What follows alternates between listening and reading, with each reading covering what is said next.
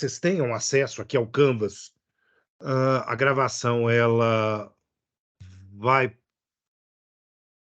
para lá, ela fica reservada lá, inclusive para quem quiser depois assistir os outros vídeos, né? Acho que nunca é demais lembrar que vocês vão encontrar no canal um conjunto de materiais que podem ajudar aí as pesquisas, o processo de aprendizado de vocês, não apenas dentro do direito tributário, mas principalmente dentro do processo civil, né? Já fiz essa propaganda anteriormente, mas volto a fazer caso alguém eventualmente não se lembre dela, né? Então fica aí a dica. E no caso de vocês, inclusive, né, em especial, eu acho que pode ser muito interessante. Eu estava até comentando com o André e com a Ana hoje, né, que eu estou disponibilizando, da mesma forma que eu estou disponibilizando todas as nossas aulas de tributário, eu estou disponibilizando todas as aulas de prática de recursos e ações constitucionais. Nós terminamos, na verdade, a prática de recursos, e nessa sexta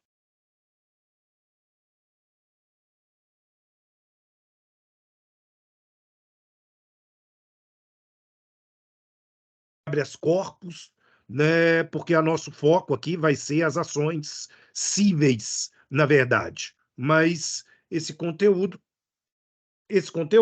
né, ele está aqui disponibilizado, então, para vocês, né, tem um curso de prática processual, caso semestre que vem eu não esteja lecionando esta cadeira, fica aí o registro para quem eventualmente gosta da minha aula. Bom, quem não gosta, foda-se. Fazer o quê? Né, André, fazer o quê? A gente não tem como agradar todo mundo, não. Então, quem não gosta, foda-se. Bom, pessoal, vamos lá. Hoje nós entramos no segundo tributo estadual. E esse tributo, ele é focado aqui em duas hipóteses de incidência, né? O recebimento de bens causa mortes, portanto, com base no direito sucessório, e o recebimento de bens por doação.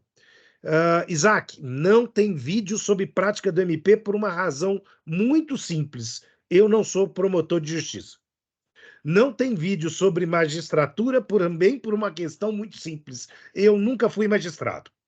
E eu vou dizer com muita tranquilidade, eu nunca quis. Logo, eu só posso ensinar aquilo que realmente eu tenho algum tipo de bagagem de vida, né? E aí a minha bagagem ela tá na prática da advocacia. Mas, enfim, Isaac, eu acho que eu seria uma bosta de magistrado, tá? Com muita franqueza, eu seria um péssimo magistrado. Mas, enfim, né?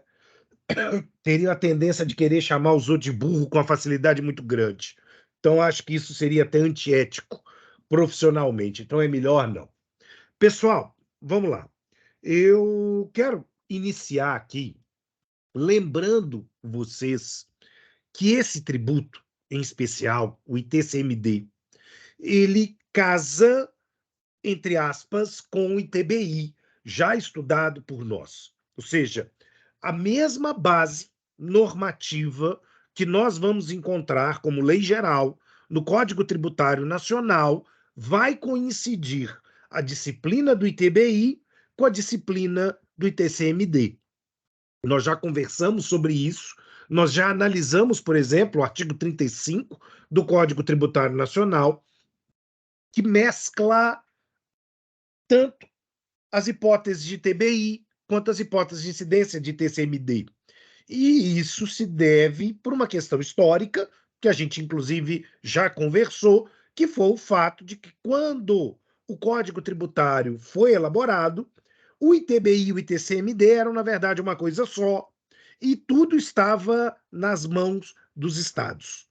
Com a Constituição de 88, fracionamos, entregamos o ITBI para os municípios e, consequentemente, aquilo que sobrou do ITCMD ficou para com os estados. Só que tem um detalhe, e esse detalhe vai ser um detalhe que eu quero já de início chamar a atenção de vocês, né?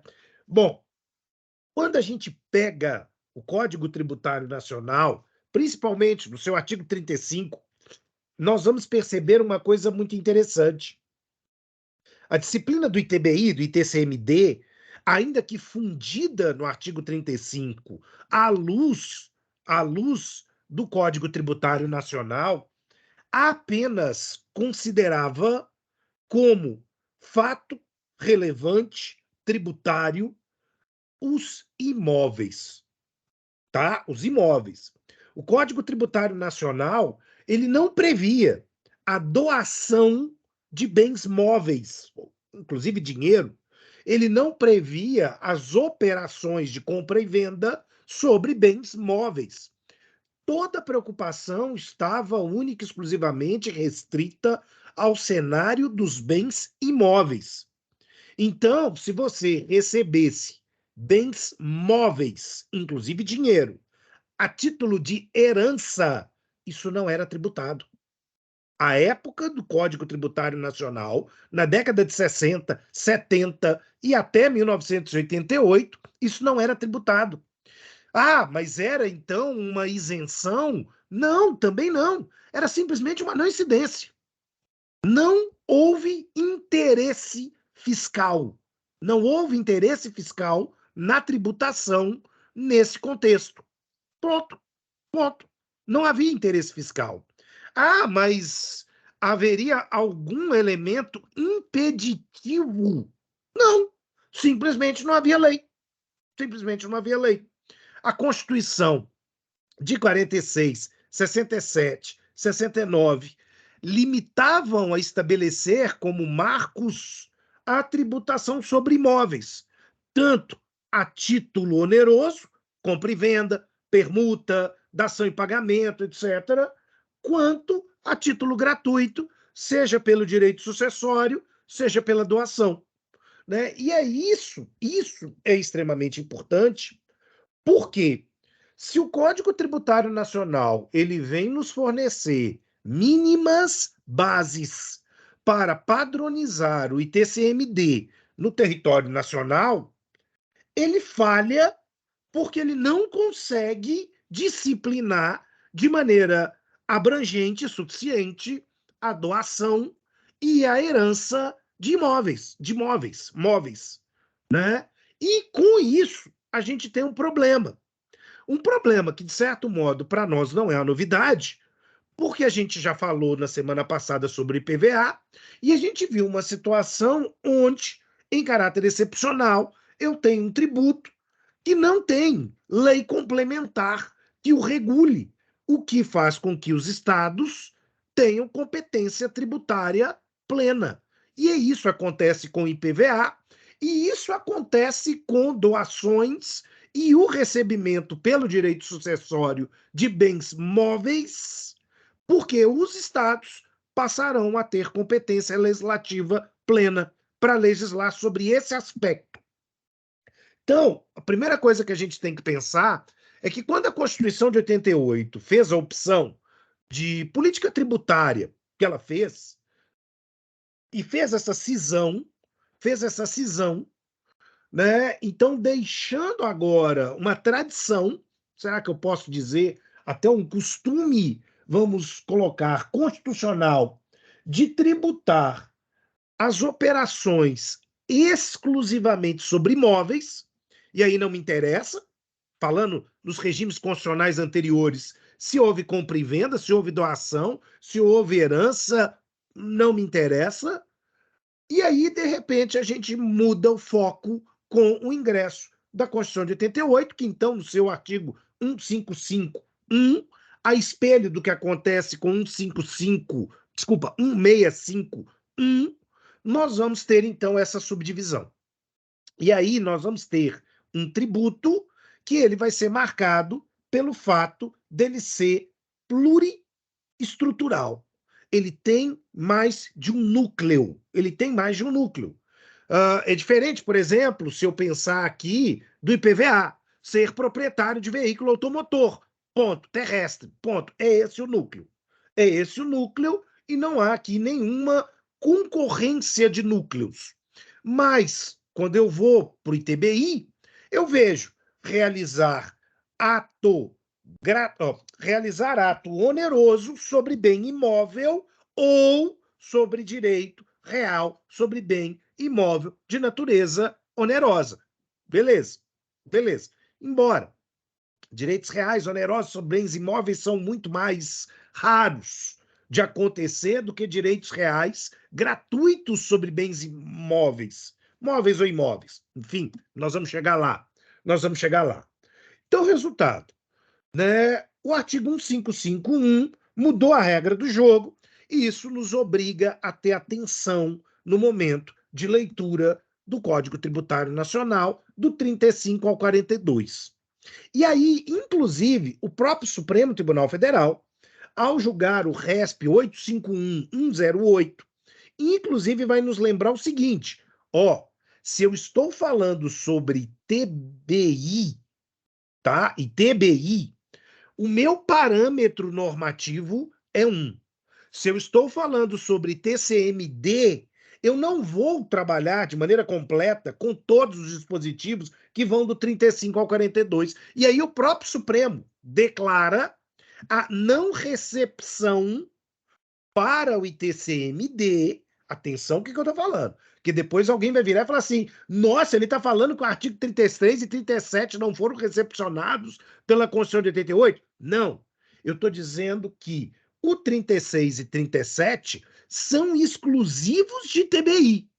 Agora, em compensação, quando eu pego o Código Tributário Nacional e faço uma leitura conforme a Constituição, eu vou pegar uma parte do 35, eu vou pegar o 38, o 39, o 41 e o 42. Então, eu estou pulando, sim, o 36, o 37, estou pulando o 40, porque eles não interessam para o ITCMD. Eles não interessam para o ITCMD. Eles são exclusivos para o ITBI. Ah, mas quer dizer que o 38, o 39, o 41 e o 42 não se aplicam ao ITBI? Não, calma, também não é isso que eu estou dizendo, né? Mas eles se aplicam a partir daquela técnica de recepção e de leitura seletiva dentro do seu respectivo conteúdo normativo, né? Então eu preciso separar aqui o joio do trigo. Mas volto a alertar esse ponto. Nenhum desses dispositivos sequer cogita a possibilidade de tributar um bem móvel.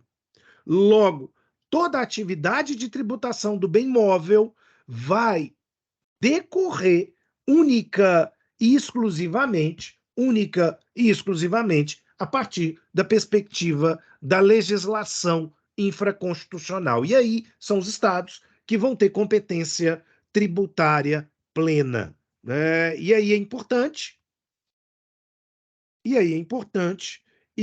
quando a gente se depara com o problema da competência tributária plena, a gente se depara com a possibilidade de que cada estado da federação resolva criar sua lei própria para o ITCMD e, com base nisso, algumas peculiaridades, algumas aberrações ou alguns exageros podem acontecer.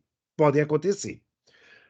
Não é meu interesse. Não é meu interesse aqui fazer uma leitura de todas as leis estaduais sobre TCMD, porque, na verdade, isso tomaria muito tempo.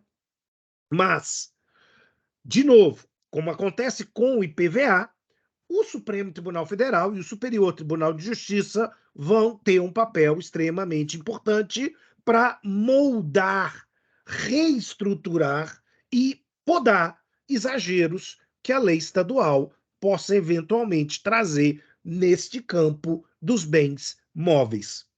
Vocês vão perceber uma coisa bastante interessante, e aqui, por exemplo, eu estou com a lei de Minas Gerais, a 14941 de 2003. E essa lei, ela é uma lei relativamente pequena, tá? Ela tem 30 artigos, isso é considerado numa lei tributária relativamente pequena, onde ela entrega para nós os elementos desse tributo. E, curiosamente, a parte referente à incidência sobre imóveis é, de certo modo, uma cópia do Código Tributário Nacional. É quase de repetição obrigatória, claro, fazendo as devidas adaptações entre móveis e imóveis aqui, e atos gratuitos e atos onerosos, separando o joio do trigo, mas a estrutura normativa é muito parecida com o Código Tributário Nacional. E aí ocorre que, com base nisso, a lei de Minas, ela tem grande semelhança nesse aspecto com a lei de São Paulo, que tem grande semelhança com a lei do Rio Grande do Sul, que tem grande semelhança com a lei do Ceará, enfim. Também não vou dizer, eu estaria mentindo, que eu já li todas as leis de TCMD de todos os estados do Brasil, eu estaria mentindo, né? Quer dizer, eu li na medida da minha necessidade, né? Então, demandas onde eu tive questões envolvendo tributação por direito sucessório, tributação por doação, vindas de alguns estados, ok, eu sentei, li, pesquisei e beleza. Em outros, nunca precisei. Muita tranquilidade. Nunca li a lei de Alagoas. Nunca li a lei do Pará. Nunca li a lei do Mato Grosso. Beleza, né? Beleza. Sei lá, né? Enfim, Palmas, Tocantins. Nunca li, nunca precisei, né? Mas já precisei de ler da de Goiás. Mas enfim, mas são outros 500, né? Então, diante desse cenário, nós, de Minas, tomamos aqui a 14941 como norma base para nós e há um decreto, tá? O 43981, que suplementa e regulamenta o estabelecido na 14941. Qual a principal função do decreto? Tá? Explicar e disciplinar a obrigação acessória. Bom, por quê? Desde já, esse é um tributo lançado por declaração. Então, o contribuinte, ele vai precisar acessar o site da Secretaria de Fazenda do respectivo estado, seja para informar o fato gerador de um inventário, seja para informar o fato gerador de uma doação e preencher com aquelas informações respectivas ao número de herdeiros, aos bens, ao valor desses bens, a quanto seria a cota-parte de cada um dos envolvidos, etc. Né? Quando ocorreu o fato gerador, por exemplo, morte, quando ocorreu o fato gerador, doação. E isso é interessante porque, de uma maneira ainda muito típica de nós brasileiros, né? O sujeito morre em 2019 e o inventário só começa a ser processado em 2022, né? Enfim, a Ana Clara e o André veem muito isso lá no escritório. Ou seja, o cara simplesmente esquece, toca o foda-se, e a menos que haja uma necessidade de venda de um bem ou alguma coisa do gênero, na prática, o cara vai empurrando com a barriga e vai deixando para frente. E aí, de repente, ele vai fazer a declaração para poder, inclusive como exigência para o processo de inventário. Né? Se ele vai, sei lá, fazer esse inventário via cartório, ele vai precisar da declaração. Se ele vai fazer o inventário judicial, ele vai precisar da declaração, e aí não tem como fugir dessa situação. Então, essa declaração, né, e toda a sua mecânica é o principal objeto, na verdade, do decreto 43981. Porque, atenção, vale lembrar isso aqui. O decreto, ele pormenoriza a obrigação acessória. Então é ele que vai definir qual é o campo, qual é não sei o quê, qual é. Enfim, ele funciona quase como um manual de instruções para você saber operacionalizar essa declaração. Né? Então, ele é extremamente útil. Mas hoje, quando a declaração vem informatizada, é fantástico como a coisa ganha uma simplicidade, uma facilidade, né? Então, acaba que a gente passa a consultar menos o decreto, porque, na verdade, o próprio sistema ele já vem fechado, ele já vem preso numa experiência do usuário, que ele acaba nos entregando todas as informações e a sequência de complementação dessas informações, de modo que a coisa fica mais fácil para nós operacionalizarmos. Bom, nós, advogados ou eventualmente contadores, né? É óbvio que a declaração de TCMD, ou mesmo uma declaração de ITBI, enfim, ela não é uma declaração fácil de ser preenchida. Ela tem elementos técnicos chatos, delicados, onde eventualmente a gente precisa se atentar. Mas enfim, né? Mas enfim, não é bicho de sete cabeças. Se você lê o decreto, se você abre a plataforma, por exemplo, da Secretaria de Fazenda de Minas, você trabalha em cima dela com grande tranquilidade. Com grande tranquilidade. Né? Mas, enfim, às vezes o grande problema são as picuinhas, que a gente vai falar sobre isso, que a Fazenda vai trazer, porque, como se trata de uma declaração, a todo momento a Fazenda pode interceder e questionar, né? É muito comum, né? O brasileiro tem essa mania. Ah, eu tenho um determinado bem para inventariar. Vamos imaginar, fulano morre. Ele deixa um carro, ele deixa uma casa, mas ele deixa, sei lá, algum outro bem com maior valor, mas que não tem necessidade de registro.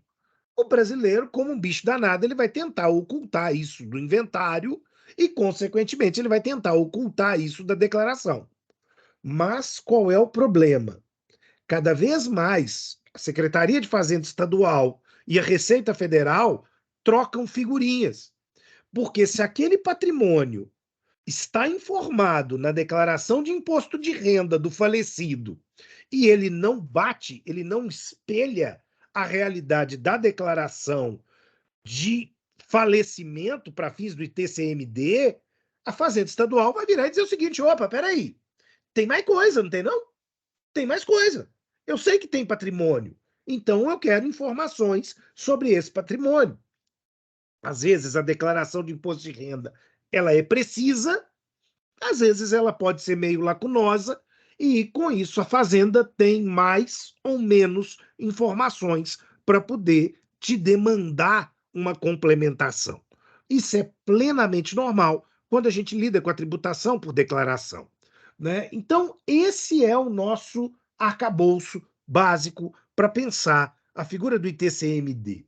E, primeiro, a gente não pode perder de vista que o ITCMD ele é um tributo, vamos dizer, convencional. Ele não está em nenhuma exceção da aplicabilidade dos princípios constitucionais tributários. Então, aplicam-se todos. Aplica-se totalmente a legalidade, aplica-se totalmente a isonomia, aplica-se totalmente a capacidade contributiva, a irretroatividade, a anterioridade de exercício, a anterioridade nonagesimal, a proibição de confisco e a vedação de isenções heterônomas. Né? Embora, né, a existência de isenções heterônomas aqui elas seriam um tanto quanto complicadas, porque elas deveriam partir do Congresso Nacional. Né? O grande problema das isenções heterônomas está no campo da tributação municipal, onde a Constituição do Estado muitas vezes acaba estabelecendo renúncias de receitas em nome dos entes fiscais municipais, o que acaba sendo uma inconstitucionalidade, como enfim a gente já conversou em Tributário 1 e até mesmo ao longo desse semestre. Então, aqui é extremamente importante que a gente veja que o ITCMD ele é meio quadradão, né? Ele vai obedecer de maneira tradicional todos aqueles princípios que a Constituição define como limitações aos poderes de tributar. E, de certo modo, mais à frente, essas também limitações vão aparecer quando a gente lida com a figura das imunidades, né? Porque todas as imunidades podem se manifestar dentro da lógica do ITCMD. Enfim, mas vamos lá. Diante desse cenário, então, e aí eu quero chamar a atenção para o famoso artigo 35 do Código Tributário Nacional, para que a gente leia de maneira adequada, correndo longe de qualquer mina, né, de qualquer campo minado que o texto acabe nos entregando.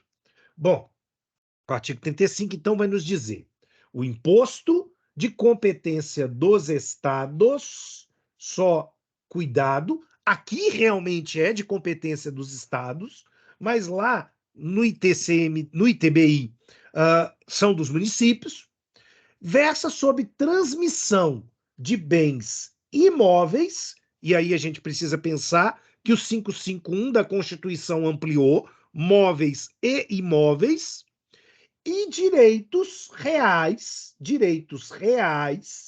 relativos a esses bens móveis ou imóveis. Tudo bem? Tudo bem. Perfeito, né? Bom, primeira situação: transmissão da propriedade ou do domínio útil de bens imóveis por natureza ou por acessão, como definido no Código Civil. Tá. Só que aí eu marquei aqui em vermelho uma expressão que eu preciso adequar. Enquanto o texto do Código Tributário Nacional falava a qualquer título, aqui eu preciso ler transmissão gratuita. Transmissão gratuita. Bom, mas como assim transmissão gratuita? Transmissão gratuita vem pela via de uma doação, transmissão gratuita vem pela via de o recebimento sucessório. Bom, por que ela é gratuita? Porque, na verdade, aquele que está recebendo o bem não teve nenhum tipo de acréscimo, perdão, de decréscimo patrimonial. Ele não precisou realizar nenhuma contraprestação que pudesse implicar numa diminuição do seu próprio patrimônio. Então, ele está saindo literalmente 100% no lucro diante dessa operação. Então, aqui, se eu estou transferindo a propriedade a título gratuito, se eu estou transferindo os direitos reais a títulos gratuitos de bens móveis ou de bens imóveis, eu vou estar diante da aplicabilidade do ITCMD. Do mesmo modo, vale lembrar, a cessão gratuita dos direitos reais já estabelecidos. Duas coisas. Vamos separar uma questão aqui. Se eu tenho um imóvel e constituo sobre esse imóvel, por exemplo, um usufruto, eu vou pagar ITCMD no ato de constituição.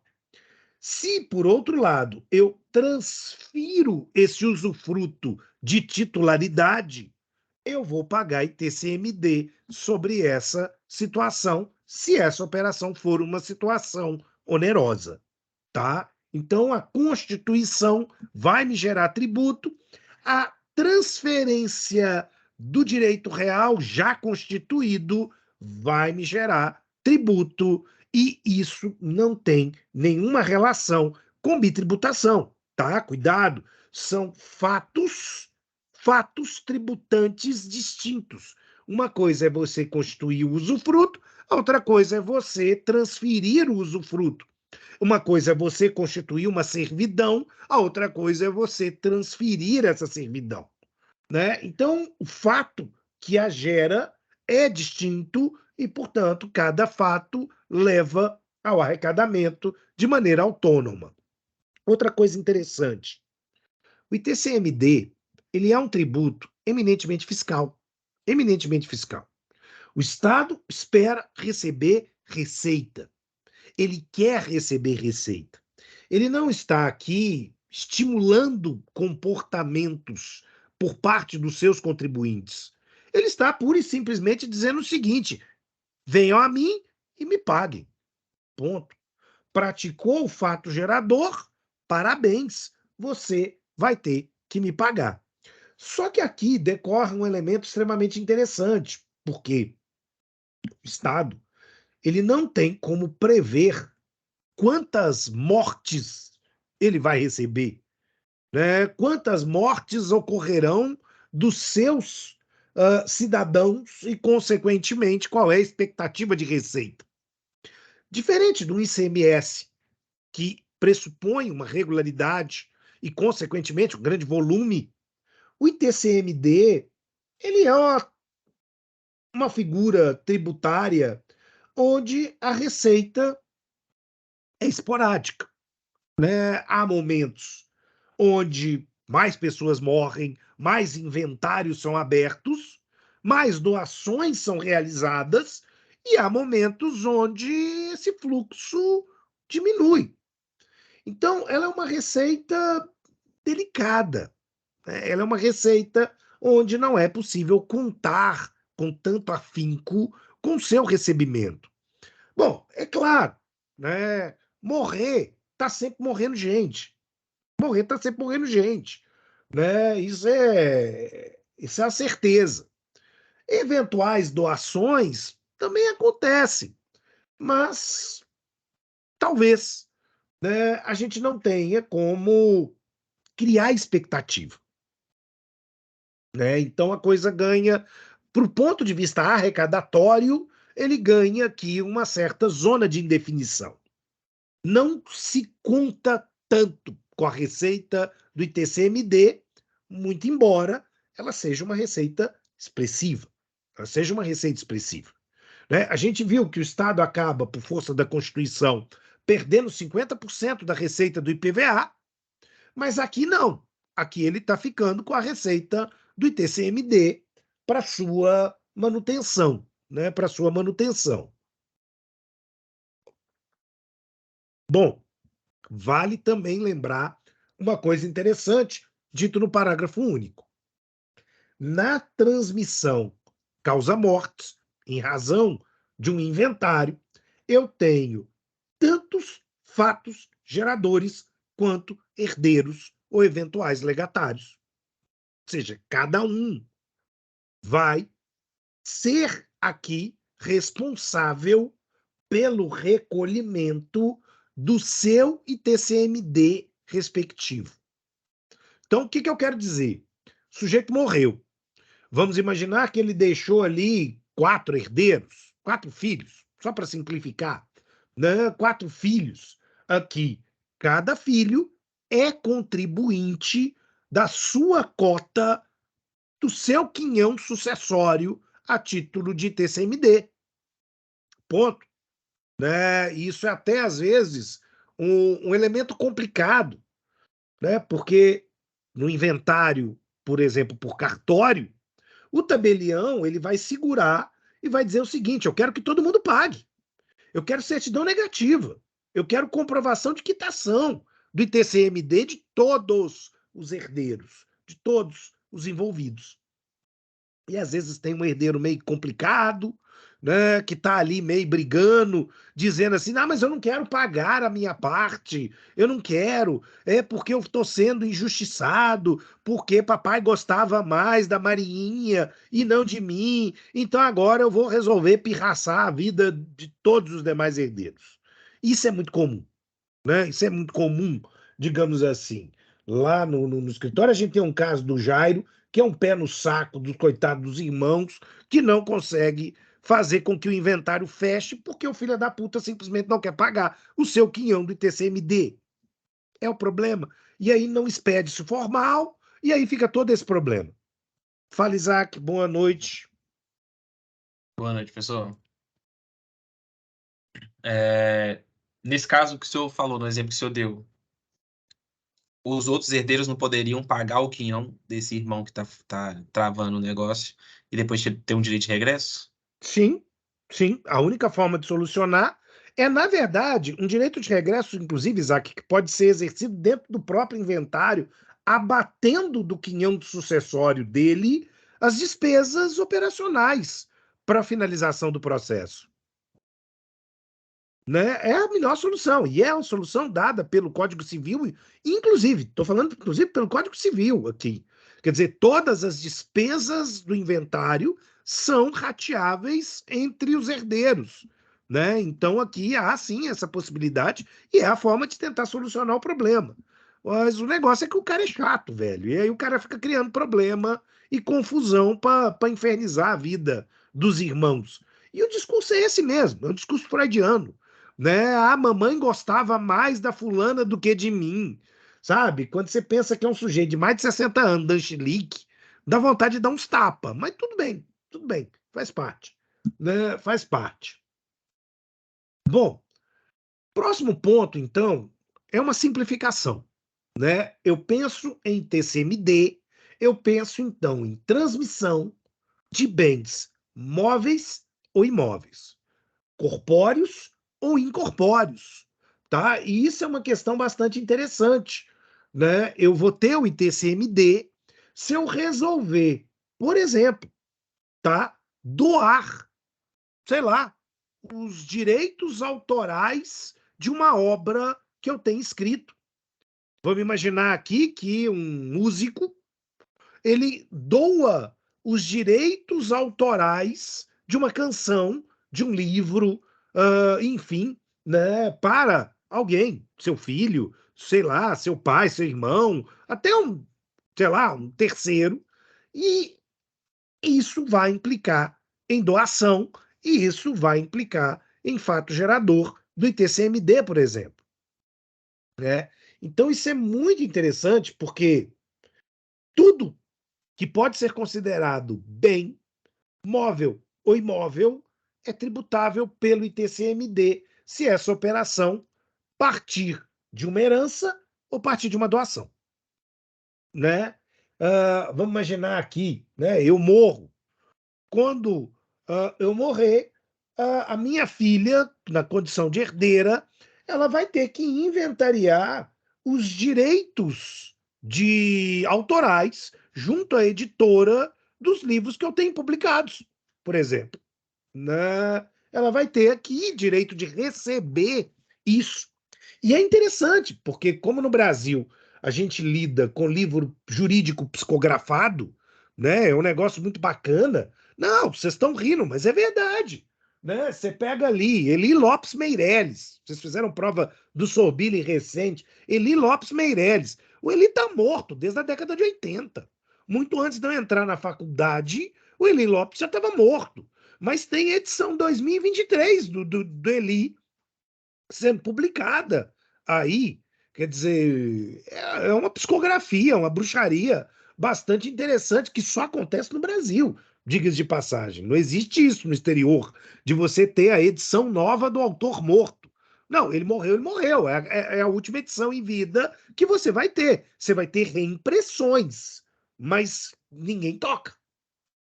Mas no Brasil, a gente tem uma mentalidade empreendedora, né? E, de certo modo, vai aproveitar dessa situação e vai criar aqui esse elemento. Bom, a família vai receber os direitos autorais, junto com, eventualmente, o atualizador, né? E aí é um negócio muito estranho, porque à medida que as atualizações vão acontecendo, a gente descobre que às vezes tem muito pouco da obra original,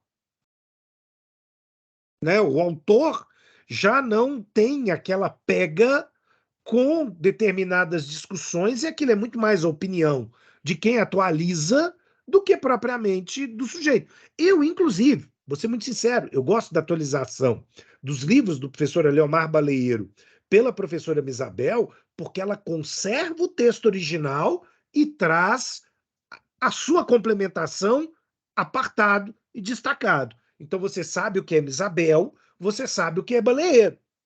Mas, por exemplo, quem estudou para a prova do Sorbile com Eli Lopes não sabe. E aí é claro que a gente tem um problema, inclusive. O Eli Lopes, por exemplo, você pega lá a legislação, lá no livro dele falando sobre mandado de segurança, não tem nada a ver. Eu tenho a lei nova. Eu tenho a lei nova de licitação, eu tenho a lei nova de mandado de segurança, que o Eli Lopes nem viu em vida esse tipo de situação. Então é quase que 100%, né? É quase que 100%. Por exemplo, a título de curiosidade, eu guardo aqui com muito carinho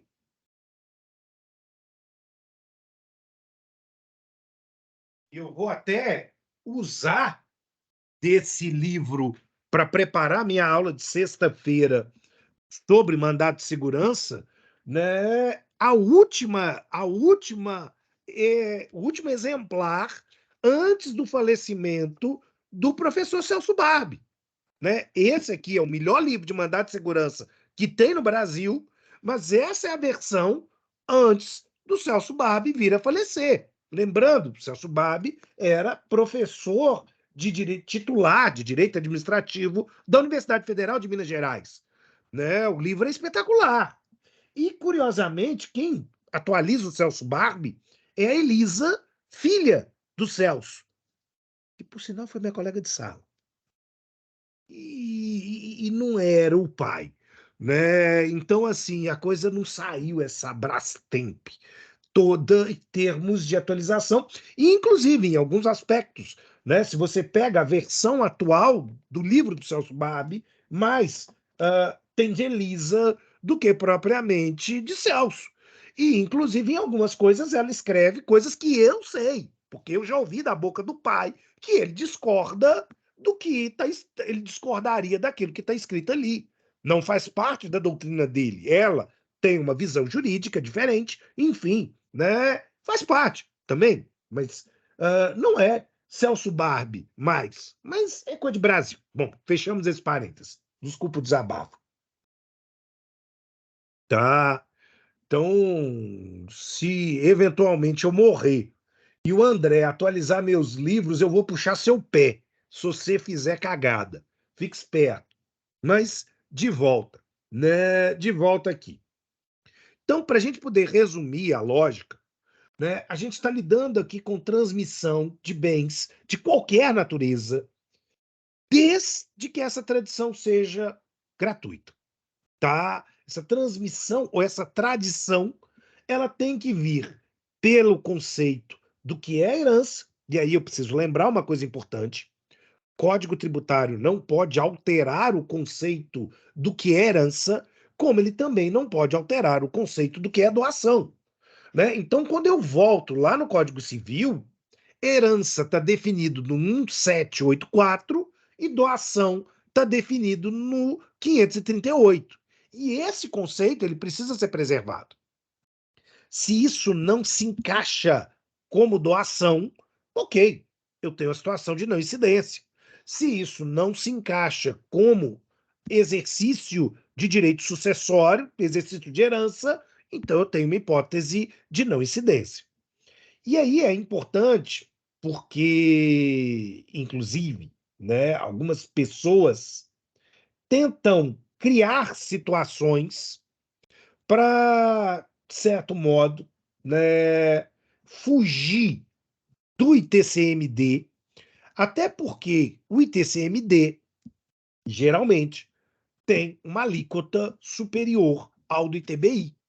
Se a gente pega como referência Belo Horizonte, vamos trabalhar com o ITBI aqui na casa de 3% e vamos trabalhar com o ITCMD na casa de 5%. Né? São Paulo, o ITBI é um pouco maior, fato, mas o ITCMD está ali na casa de 6%. Então, é uma realidade, né? É uma realidade onde a gente vai estar trabalhando aqui com essa construção. Enfim.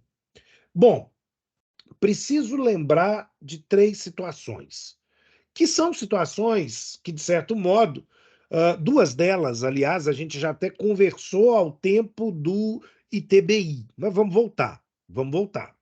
Bom, primeira situação, né, é uma situação interessante que é a da súmula 331 do Supremo Tribunal Federal.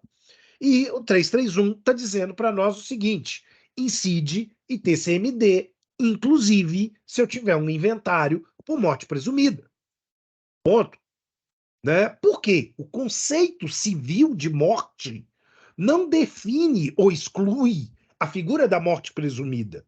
Se eu tenho o fenômeno da morte presumida, eu vou ter abertura do inventário. Eu vou ter abertura do inventário.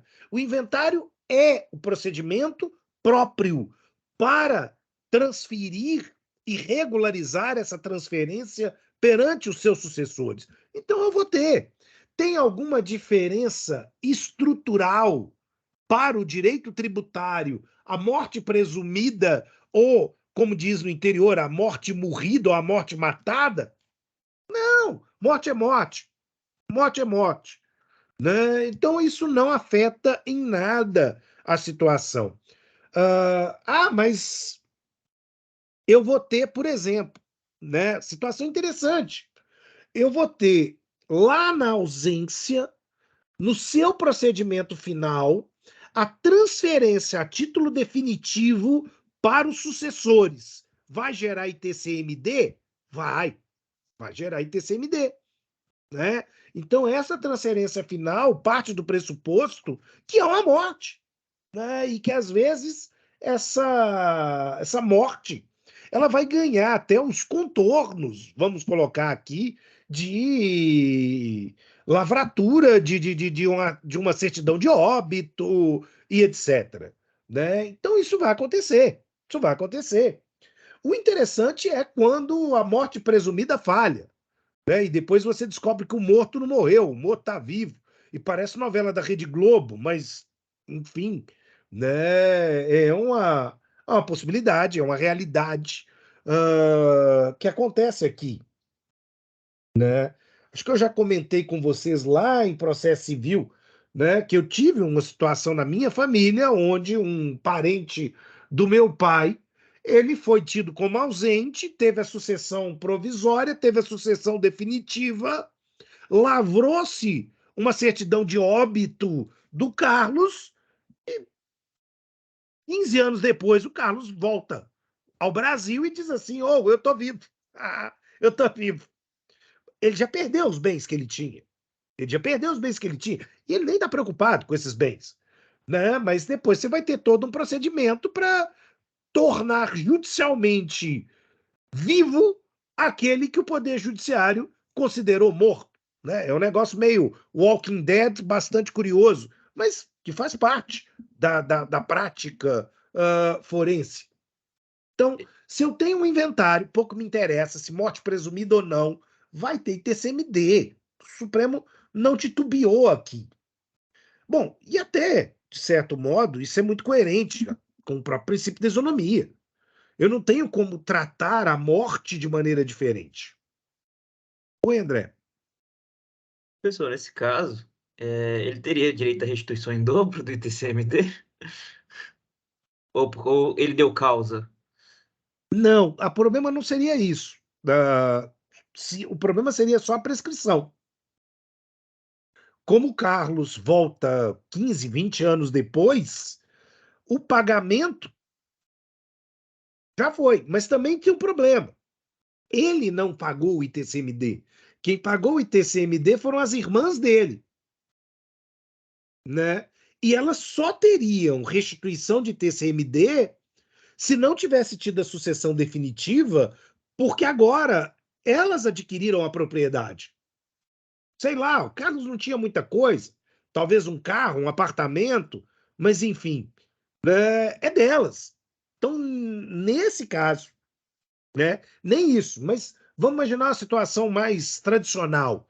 Ocorreu a morte presumida e dentro de 1 ano, 2 anos, o sujeito volta, ele teria condição, sim, de pleitear tanto a anulação da sua morte quanto o recebimento dos seus bens. Né? E aí caberia falar no pedido, sim, de restituição de indébito. Infelizmente, André, talvez quase toda situação que envolve aqui a morte presumida e o retorno do morto que não está morto acaba muitas vezes acontecendo anos à frente, onde, inclusive, a sucessão provisória já se acomodou e a própria prescrição de indébito também aconteceu. Mas seria possível? Seria possível pensar em alguma coisa do tipo, né? O Isaac. Professor, o fato gerador do ITCMD seria a transferência pela herança. Então, só ocorreria, no caso, no final do inventário com a partilha, correto? Não. Por quê? Porque o direito das sucessões parte do pressuposto que a transferência ocorre com a morte. A transferência ela é imediata. A Entendi. transferência ela se dá com o fato do óbito. A regularização é que depende do inventário. Você, como herdeiro, já é proprietário, mas você só não teve as eventuais oficializações dessa situação. Né? Aí é uma forma com a qual o direito brasileiro lida com isso. Correto. Então, dessa forma, caso um dos herdeiros renuncie à herança, ele vai ter, ele pode não pagar o Sim, ITCMD? sim, olha só.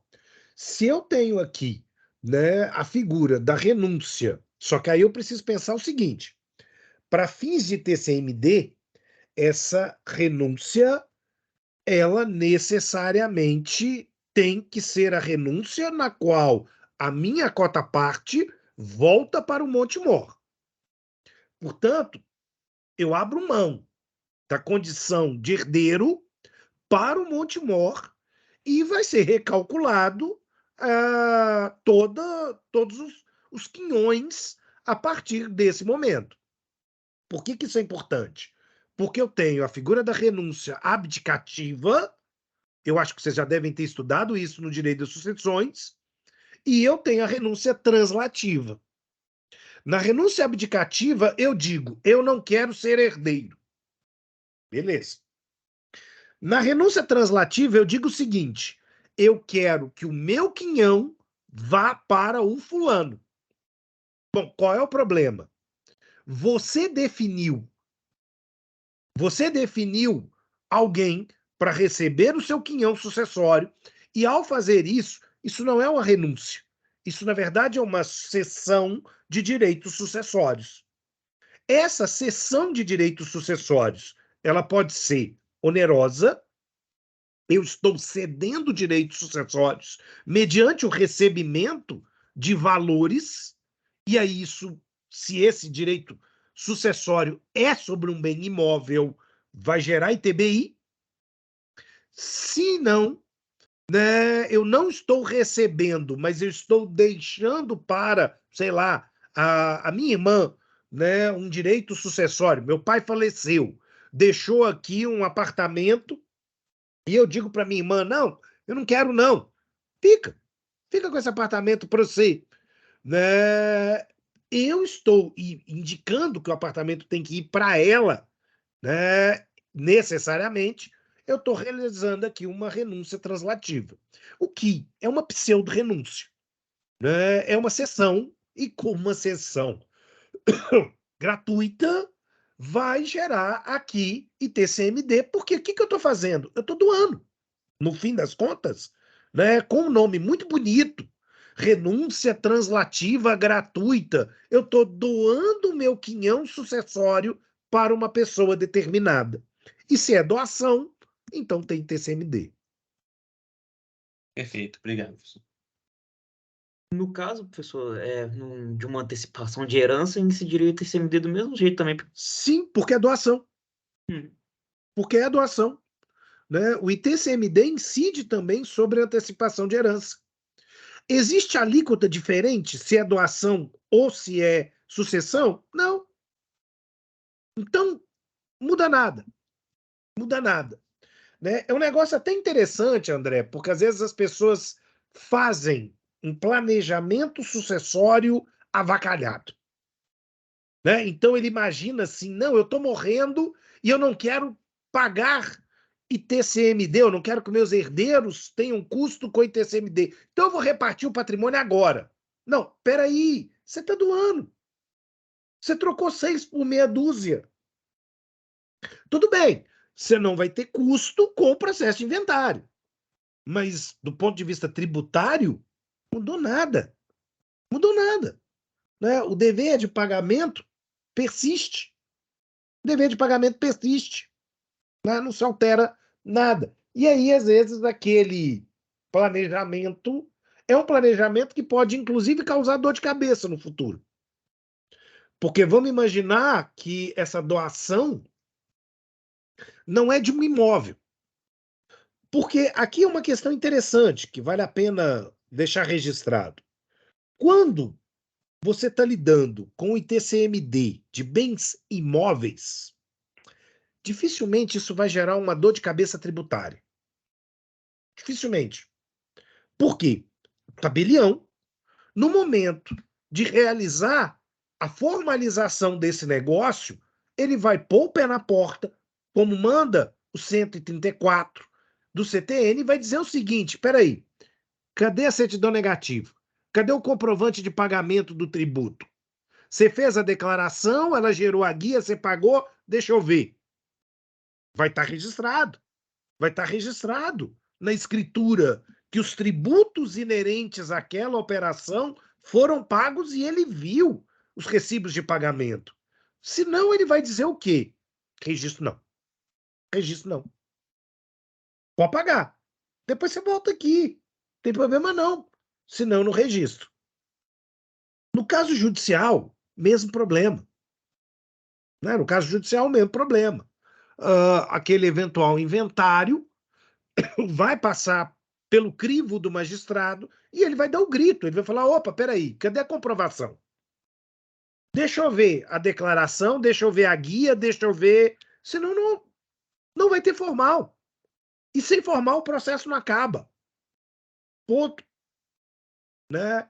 Agora, quando a gente está lidando com bens móveis, isso é uma coisa mais complicada. Né? Uma doação de um bem móvel, ele pode acontecer de uma maneira mascarada.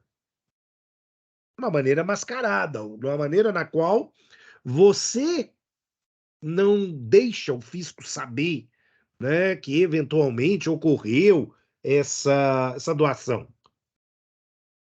Caso clássico, agora em dezembro, né? Eu dei um carro de Natal para minha esposa, mas o carro está no meu nome. Então, quem comprou fui eu. Quem comprou fui eu. Né? Ele está no meu nome. Né? Tem os problemas, vamos dizer, do ponto de vista de legislação de trânsito e tal, mas o carro está no meu nome. Então, é uma doação que não é uma doação. Mas, juridicamente falando, né, se a gente considerar sobre essa perspectiva. Mas, enfim. Né? E aí você cria alternativas, na verdade. Mas aí você vai dizer: não, na verdade é um condomínio, ela está só com a posse do carro, mas de vez em quando eu posso pegar o carro dela e usar também, enfim, beleza, beleza. Né? Tem saída. Outro ponto importante, né? Se na partilha, ou eventualmente, aliás, se na partilha, tanto da sociedade conjugal quanto do próprio inventário, eu tenho a figura de um excesso sobre a meação, eu tenho também ITCMD. Né? É uma súmula que a gente já viu do Supremo Tribunal Federal, a 116, que vale para o ITBI, mas vale também para o ITCMD. Aliás, talvez ela seja com mais frequência aplicada ao ITCMD. Às vezes é comum. Vamos imaginar aqui, né? Seguinte situação: a sociedade conjugal ela vai ser dissolvida e às vezes, para não render mais assunto, um dos cônjuges vira e diz assim: não, fica esse carro com ela. Fica esse carro com ela. Por que nós vamos partir para alienar? Fica esse carro com ela. Beleza. Tem problema não. Tem problema não. Só que a partir do momento em que ele não exerceu o direito sobre a meação, ele doou a metade do carro. E ao doar a metade do carro, ele praticou o fato gerador do ITCMD. E, dependendo do valor do carro, vai ter incidência sobre essa operação. Então, isso vai acontecer. Isso é aqui um fator, né, que vai estar gerando tributo e que é muito comum. Outra situação interessante, né? Às vezes a sociedade conjugal se dissolve e os cônjuges têm a ideia de abrir mão, ambos, do patrimônio e entregar esse patrimônio para os filhos, por exemplo. E cria-se uma cláusula de usufruto sobre esse patrimônio. né? Situação que aconteceu com os meus pais. Eu tinha 13 anos de idade, eles resolveram se divorciar, né? Eu tinha 13, minha irmã tinha 11. Quer dizer, eles decidiram que os filhos receberiam por doação esse patrimônio deles. Houve um ITCMD sobre a doação, mas se criou um usufruto, né? Então, durante muito tempo, minha mãe, né, morou num apartamento que, na verdade, o apartamento era meu e da minha irmã, em condomínio, com usufruto vitalício dela, né? Enquanto ela vivesse, ela tinha ali garantido todos os poderes inerentes à propriedade, menos o poder de alienar a coisa. Tá, tudo bem, né? Só que nessa operação, eles pagaram. Eles pagaram ITCMD pela doação para os filhos e eles pagaram ITCMD pela constituição do usufruto sobre os bens. Beleza, sem problema, né? Isso pode ser feito sem estresse. Bom, aqui há uma questão interessante, né? E aí eu estou tomando como referência a lei de Minas, porque isso vai variar de acordo com o Estado. Para transmissão causa mortes, então, para direito da sucessão, é isento. E aí vale lembrar, a isenção é uma política tributária que pode ser modificada. Hoje, o que é uma isenção pode não ser uma isenção, ou seus parâmetros podem ser modificados a qualquer momento, desde que a Assembleia Legislativa de Minas, por exemplo, faça essa alteração. E hoje, como é que a coisa funciona? Né? Aliás, deixa eu até pegar aqui, para a gente ver a versão mais atual, para ver se não tem nada equivocado. Né? Não houve mudança aqui com relação a isso. Mas na transmissão causa-mortes, se eu tiver um único imóvel residencial, tá? Residencial, com valor de até 40.000 UFENGs, né? Que é aqui a unidade fiscal do Estado de Minas Gerais. Ah, não, mas eu tenho um imóvel comercial. Pronto, já não tem isenção nessa condição. Né? Bom, ele é o único bem do monte partilhável, ou ele, somado aos outros bens, não excedem 48.000 FENGs. Beleza. Então eu vou ter aqui o valor de uma isenção a ser garantida. A título de curiosidade, né, o FENG hoje está avaliada em 4,7703. 4,7703 aqui. Isso mesmo?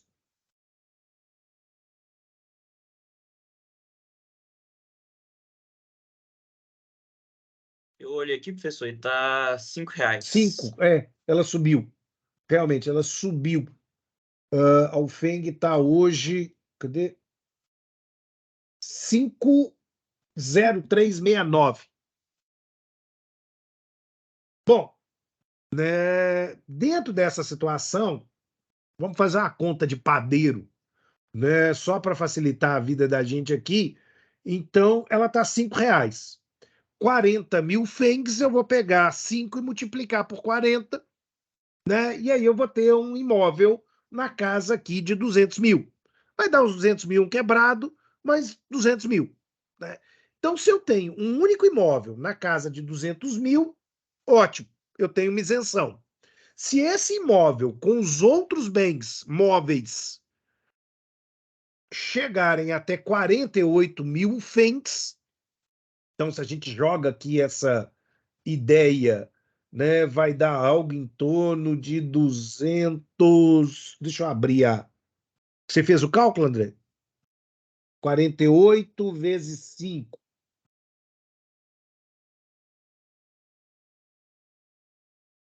240. 240.000, né, eu tenho isenção. Ah, mas é mais. Então você vai pagar o ITCMD diante dessa operação. Mas aí vai Mesma, pagar na totalidade ou naquilo que excede? você vai pagar naquilo que excede. Você vai pagar naquilo que excede. Então, quer dizer, é como se você já tivesse aqui um desconto, né, em torno desses 200 mil ou 240, você vai ter esse desconto. Do mesmo modo, é isento a fração ideal de um único imóvel que chegue também nesse mesmo valor, né? Ou se o monte partilhável não contiver outro imóvel e tiver aqui 48 mil FENGs como referência econômica. Percebam, né? Quer dizer, com o valor alto dos imóveis nesse momento, né, acaba sendo um imóvel de baixo valor. Não é tributável, né, a partilha de roupa, utensílio agrícola, bem móvel, como aparelhos domésticos que guarneçam a residência. Né? Então, óbvio, ninguém vai pagar ITCMD pelas roupas do defunto, pela TV que o defunto deixou, sei lá, pela máquina de lavar, enfim, né? Alguma coisa do gênero aqui. Isso não vai gerar aqui interesse econômico para fins. Mas, atenção, né? Isso acaba entrando como fato gerador, o que eu tenho é a dispensa de pagamento. Né? O que eu tenho é a dispensa de pagamento. Bom, quando eu estou lidando com a doação, aí olha que coisa perigosa, né? A doação, ela tem uma cota de isenção de 10 mil UFENGs. 10 mil UFENGs. Isso, se você for pensar, é relativamente baixo, né? Qualquer coisa que passe 50 mil reais vai estar gerando a tributação para o Estado, né? E também, né, eu tenho aqui um bem imóvel doado, seja para o poder público para programas habitacionais, aí eu tenho uma isenção, ou algum tipo de imóvel doado porque ocorreu uma calamidade pública, enfim, né, o poder público pode doar um imóvel para fins de atrair empresas, indústrias e etc. Foi, por exemplo, o que aconteceu com o próprio Parque Industrial da Fiat em Betim, né? E outras empresas, vamos colocar aqui, que figure como doador ou como donatário a Companhia de Habitação do Estado de Minas Gerais, a Coab, né? Ela tem aqui isenção por essa situação. De novo, né, doação de roupa, de utensílio agrícola, de aparelhos domésticos, enfim, etc. Né, etc. Nós vamos estar aqui diante de situações que vai estar me gerando essa doação. Né? Bom, e quem vai pagar o ITCMD? Né? Quem é o contribuinte, na verdade, do ITCMD? Aqui é uma questão, bom, no caso do direito das sucessões, muito simples. Né? A gente só pode cobrar de quem está vivo. Logo, eu não posso colocar o contribuinte como sendo o de cujos. E o espólio não é pessoa, logo, ele não tem capacidade tributária para figurar como contribuinte. Mas será contribuinte o sucessor daquele que receber o bem em razão do óbito. Né? E aí é interessante, porque o código, inclusive, o código, no caso aqui, eu estou trabalhando com a lei de Minas, né, ela está estabelecendo o sucessor e não o herdeiro. Porque eu posso não ser o herdeiro e ser o sucessor numa situação de cessão de herança, por exemplo. Então, eu vou estar assumindo a condição de contribuinte se eu recebo aquele bem que foi deixado por alguém em razão do seu óbito. Bom, na doação, o donatário, tá? Na doação, o donatário vai estar sendo responsável pelo pagamento do ITCMD. Aqui é uma questão interessante. Em alguns momentos, leis de estados diferentes podem alternar entre o doador e o donatário. Tem Estado que tributa o doador, tem Estado que tributa o donatário. Tudo bem, tudo bem. Né? O cessionário, e eu também posso tributar o cedente e o usufrutuário.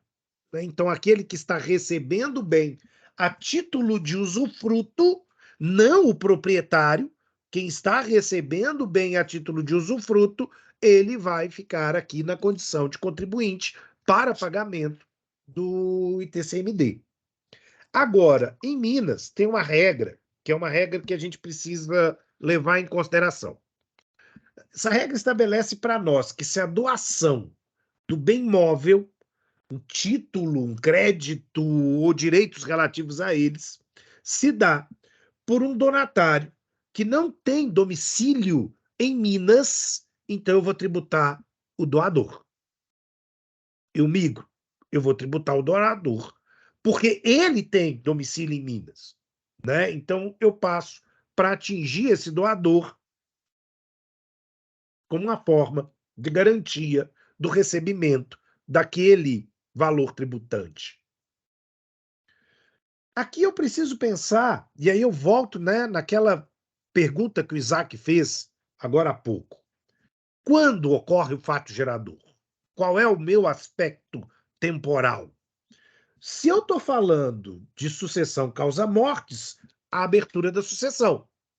E aí eu preciso lembrar uma coisa muito importante. A abertura da sucessão não é a abertura do inventário. A abertura do inventário é uma questão processual. A abertura da sucessão é regulada pelo direito civil e se dá exatamente com a ocorrência do falecimento. Bom, aqui decorre também uma coisa muito importante, né?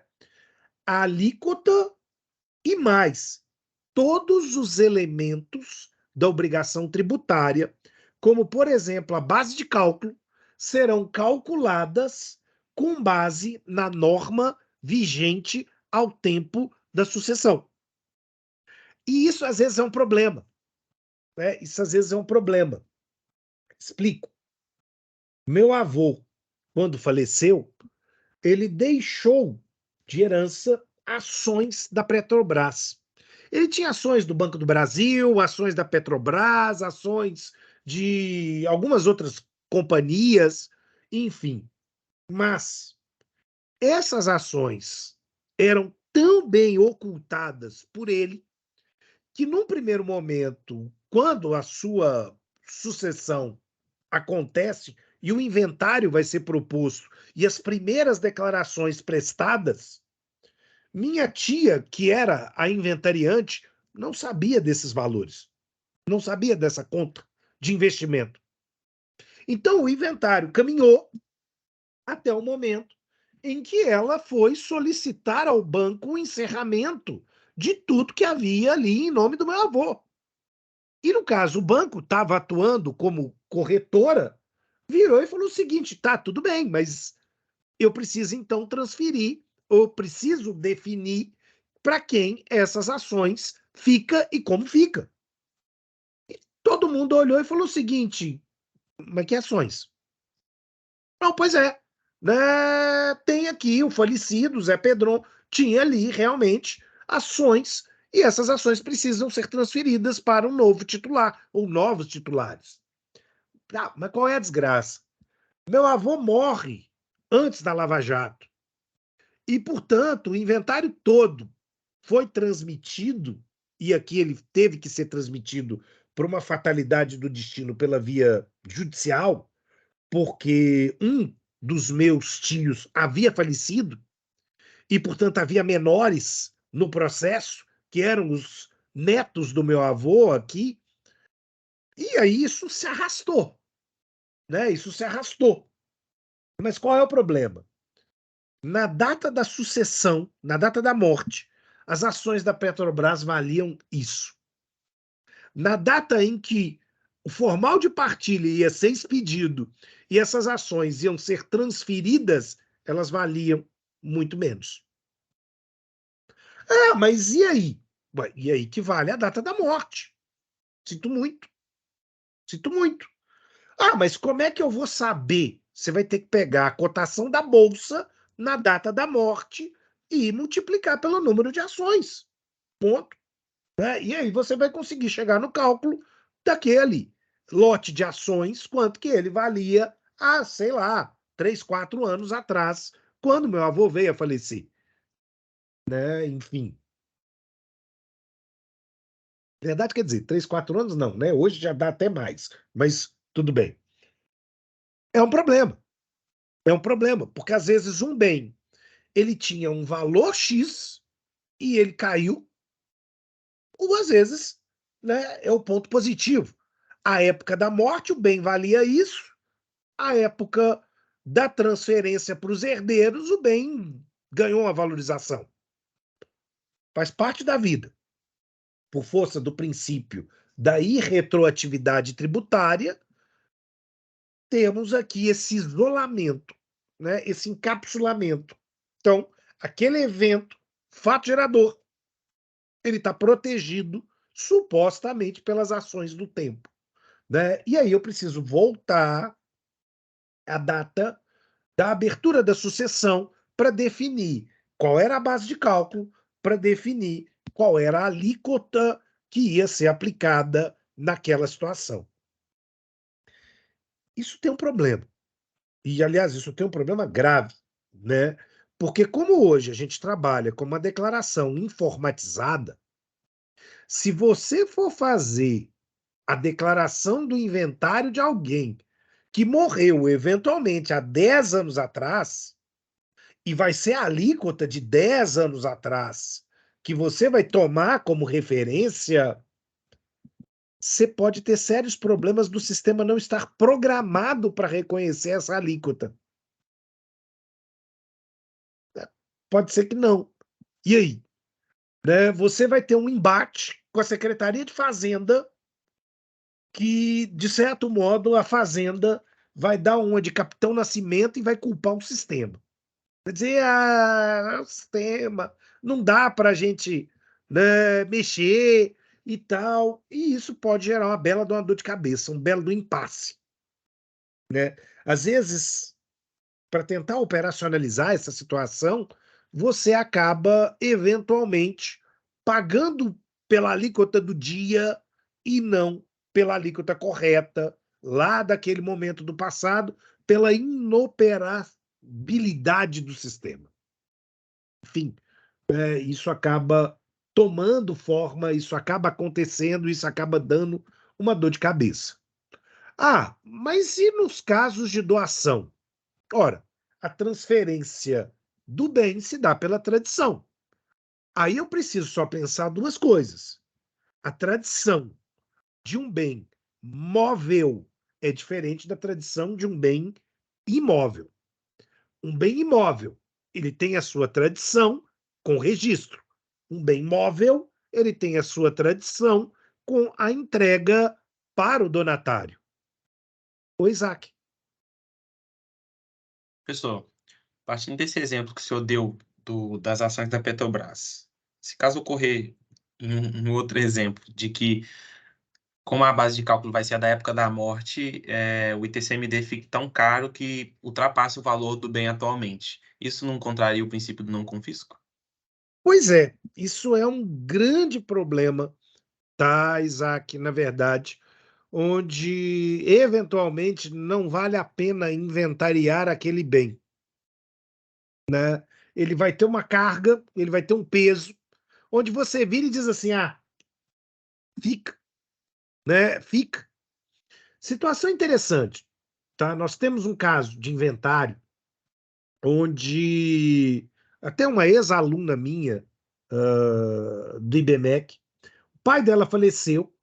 E o pai dela faleceu já tem um tempo razoável, eles acabaram negligenciando, por N razões, a realização do inventário do pai. Quando resolveram fazer, ele tinha deixado. Como é que era? Era uma EcoSport, que à época tinha sido comprada 0 quilômetro e muito próximo da data que o pai morreu.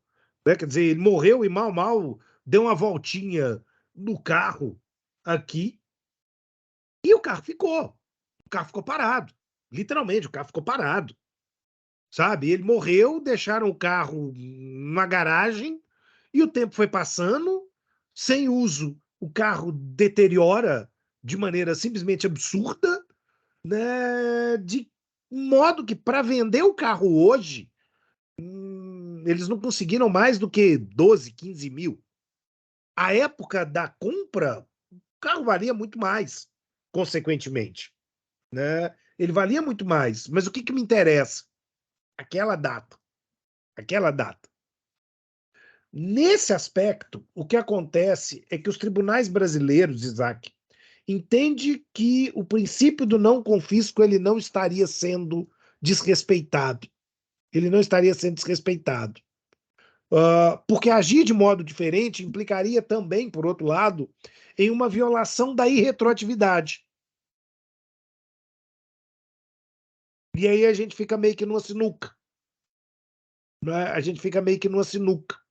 O Estado não está me privando de ter o bem. O que acaba é que realmente não me é interesse. Não me dá interesse. Quer dizer, você prefere, às vezes, abrir mão, deixar que ele seja considerado res nullis aqui, para que isso vá para o município, porque às vezes é um elefante branco, né? Essa Export, coitada, ela já estava tão regaçada, ela já estava tão corroída, que não estava valendo a pena, né? Nem ela teve que sair, salvo engano, de reboque. Tamanha era o problema da sua utilização. Era literalmente para vender para ferro velho, né? Mas é o problema. Infelizmente, isso acaba gerando um obstáculo, e um obstáculo grande. Ah, sem falar uma coisa, né? Que às vezes é uma coisa mais complicada. Determinados bens se tornam extremamente difíceis de serem precificados à medida que o tempo passa. Então, isso também dá uma dor de cabeça gigantesca. Né? Automóvel, ok, você vai trabalhar com tabela FIPE e tomar algumas referências para isso. Mas, eventualmente, quando a gente está lidando com figuras tecnológicas ou outras coisas do gênero, o preço cai a ponto da gente nem saber mais hoje tomar como referência quanto valia A ou valia B, né? Aquela brincadeira. Se você imaginar que em algum momento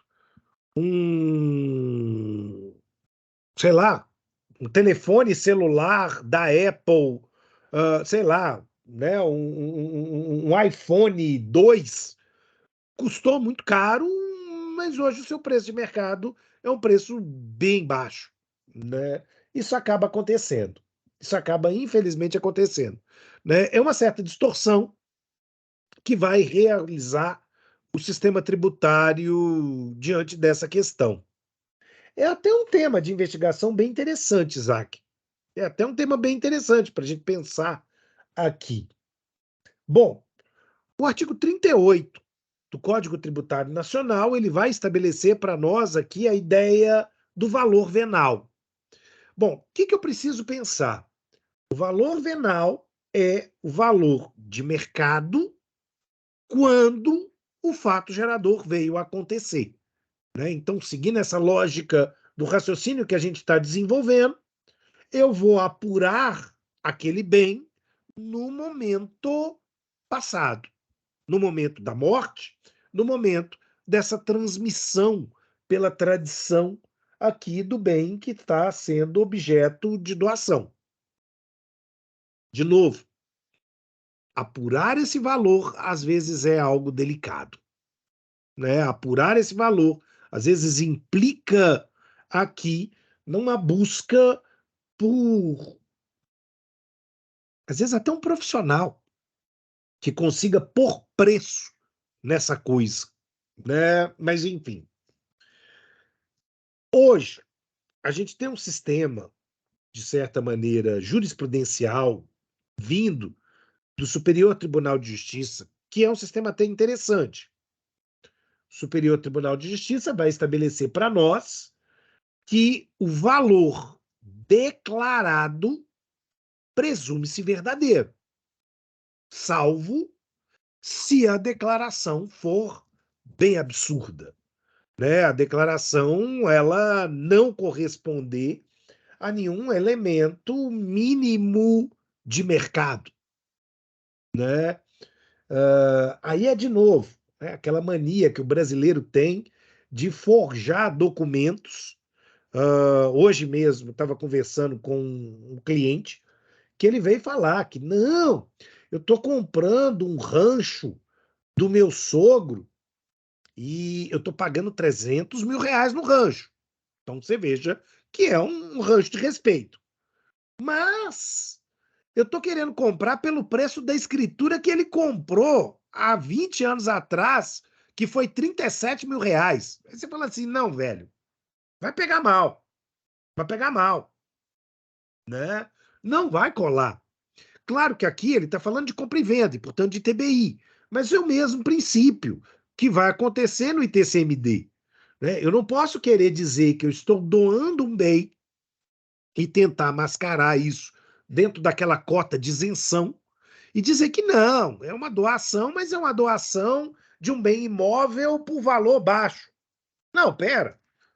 Né? O que você consegue colocar aqui em R$ 50 mil, por exemplo, em termos de um bem imóvel? Sabe? É um negócio complicado. É um negócio complicado.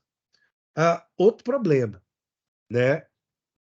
A Fazenda Estadual ela fica muito atenta para verificar se o que eu tenho não é uma tentativa de maquiagem.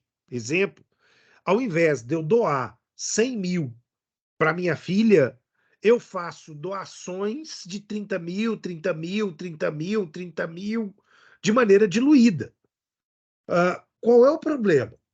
Embora, tecnicamente, a isenção ela analise aquele fato gerador específico de 30 mil, se houver uma recorribilidade num espaço de tempo muito curto, a Fazenda vai estar autorizada por lei a interpretar que, na verdade, se deu uma doação unificada.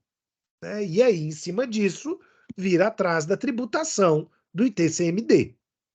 Então, muito cuidado com alguns planejamentos tributários perigosos, né? Meio suicidas, que podem, na verdade, conduzir, ao invés de uma segura forma de não pagamento, há, inclusive, multas e penalidades por conta desse comportamento.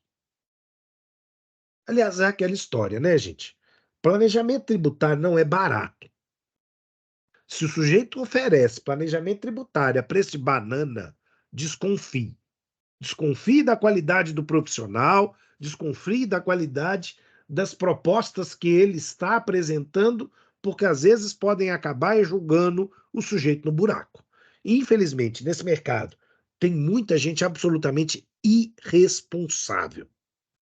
Não tem outro nome, sabe? Moleque que acaba vendendo uma coisa e, consequentemente, essa coisa vai virar um problema, vai virar um pesadelo para o cliente lá no futuro. Né? Então, ações temerárias, elas são muito sérias, elas são muito perigosas, porque algumas multas aqui, elas são altas, elas são de 40%. Então, isso é muito grave. Né? Você quebra o cliente que não está preparado para absorver esse tipo de multa. Então, a coisa tem que ser muito bem explicada, né? As decisões têm que ser tomadas por ele, para que, eventualmente, você não seja, inclusive, judicialmente responsabilizado por conta de uma conduta negligente. Mas, enfim. Quanto ao aspecto espacial, eu preciso tomar como referência aqui a ideia de que o ITBI ele vai ser pago para o estado onde o fato gerador veio a acontecer. Oi, André. Você falou ITBE. O ITCMD, desculpa, o ITCMD. Né? O ITCMD vai ter aqui atrelado como definição geográfica o estado onde ocorreu o fato imponível. Bom, então peraí. Se eu tenho bens imóveis, tem mistério. É o estado onde o bem imóvel se localiza. Acabou. Como é que eu vou olhar isso? Cartório. Pura e simplesmente. Ele está registrado onde? Opa, então é lá que esse TCMD vai acontecer. Atenção para um detalhe importante, tá? Atenção para um detalhe importante. Eu posso inventariar em Minas um imóvel, sei lá, da Bahia, tá? Mas o ITCMD do imóvel baiano vai para o estado da Bahia. O juiz mineiro pode ser o juízo natural da forma como determina o Código de Processo Civil. Sem estresse, na verdade, né? Uma coisa é o inventário, a outra coisa é a definição do sujeito ativo da obrigação tributária. Bom, se eu estou lidando com bens móveis, eu preciso verificar qual é o estado que está processando o inventário, ou se ele está se dando pelo rito célere do arrolamento, né, aqui. Ah, o inventário está sendo processado em Belo Horizonte. Beleza, então está de Minas. Ah, o inventário está sendo processado no Ceará. Beleza, vai para lá. Vai para lá. Agora, quando nós estamos diante de uma doação, é o estado do domicílio do doador. De certa forma, nós convencionamos essa estrutura, né? Então, é o estado do domicílio do doador que vai gerar. Olha que coisa interessante, porque a gente viu que o contribuinte, na verdade, é o donatário. É o donatário. Mas aqui é o estado do domicílio do doador que vai puxar a subjetividade subjetividade ativa para a definição do espaço do fato gerador, né? Agora, uma questão interessante. A gente tem, dentro do sistema tributário, a def... Oi, André. E, por exemplo, se eu recebo uma doação do exterior? Aí, Aí, realmente, excepcionalmente, nós vamos trabalhar com o domicílio do donatário. Porque aí não tem como a gente tributar aqui, a gente não tem parâmetro de tributação. Seria, na verdade, né, se o bem vem do exterior, o domicílio do donatário e não o lugar do desembaraço aduaneiro. Isso, aliás, é bem importante, né? Às vezes o bem vem de fora, desce, sei lá, em Curitiba, que é uma área de desembaraço aduaneiro referente, mas o bem vem para Minas Gerais, né? Imagina, por exemplo, situação curiosa, né? Situação curiosa. Vamos imaginar que o André tem um parente lá nos Estados Unidos e esse parente lá nos Estados Unidos resolve mandar para ele, sei lá, o iPhone de última geração. Bom, tudo bem, a gente está trabalhando com a cota de isenção de 50 mil, mas daqui a pouco você tem aí iPhone custando o oi da cara. iPhone não, mas vamos pegar um MacBook Pro, pica aí, né? Ele pode estar chegando aí quase isso. E esse é o problema, né? Vamos imaginar que se trata de um instrumento musical, que aí chega, realmente, você vai ter aí guitarras no valor de 60 mil, vamos colocar aqui, né? Às vezes até mais, mas enfim, a gente encontra umas coisas curiosas, né? Um relógio, sei lá, o tio do André, que mora nos Estados Unidos, vai mandar um Rolex para ele, e normalmente o preço de um Rolex é aí uns 80 pau, né? Então estoura a cota de isenção e, consequentemente, você ganha o presente, mas ganha o tributo de brinde. né? É um negócio meio assim, cavalo de Troia. Mas sim, sim, né? E aí eu não estou nem problematizando, porque depois a gente vai ver outro ponto. Você, André, vai pagar o imposto de importação, além do ITCMD, né? Então, há aqui um dissabor pelo presente. Mas não tem problema não, André. Se você não quer o relax, vende para mim que eu pago o tributo feliz. Mas enfim, né? Enfim. Como é que fica a definição das alíquotas do ITCMD? Né? Como é que a gente toma como referência aqui essas alíquotas? Bom, primeira coisa que eu preciso analisar. O Senado, ele tem a competência para fixar as alíquotas máximas aqui. E dentro dessa sistemática, né, o Senado hoje tem uma resolução, a de número 9 de 92, que diz que não é autorizado a alíquota superior a 8%. Bom, 8%, salvo engano, é a alíquota de São Paulo, inclusive. Tá? O São Paulo está com 7%, uma coisa assim. Minas trabalha com uma alíquota de 5%. Né? Haveria alguma irregularidade de subir? Não. Minas adota uma alíquota de 5%. Tem estado que trabalha com alíquotas, inclusive, menores aqui. Minas entende, inclusive, que por se tratar de um tributo real, não haveria motivos para fracionar a alíquota, quer pelo direito sucessório, quer pelo contrato de doação. Então, na prática, ela joga todo mundo na mesma vala comum, quer eu esteja recebendo a, a título de doação, quer eu esteja recebendo a título de sucessão mesmo. Né? Então a coisa fica bem padrão aqui. É uma alíquota única de 5%, independente de toda aqui a referência que a gente está trabalhando. E, como eu já comentei, ele é um tributo que trabalha sobre a base da declaração.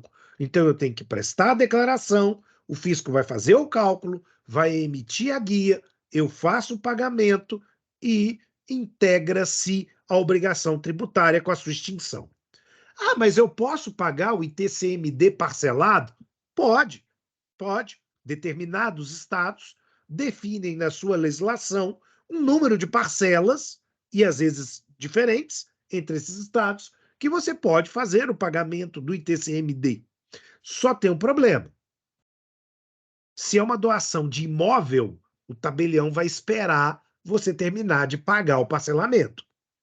Se é aqui o inventário, vai se esperar a finalização do ITCMD para gerar aqui o formal de partilha.